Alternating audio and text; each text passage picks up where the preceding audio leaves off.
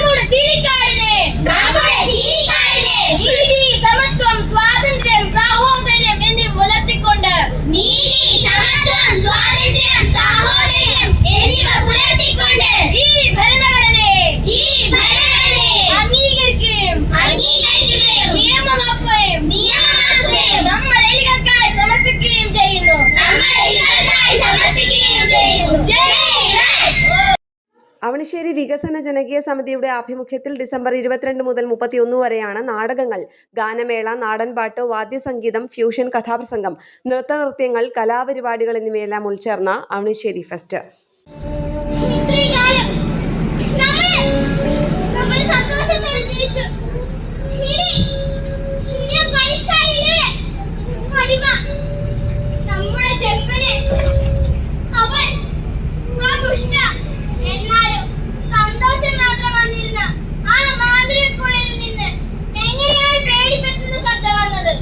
Kerala പ്രണാമ news, Thrissur.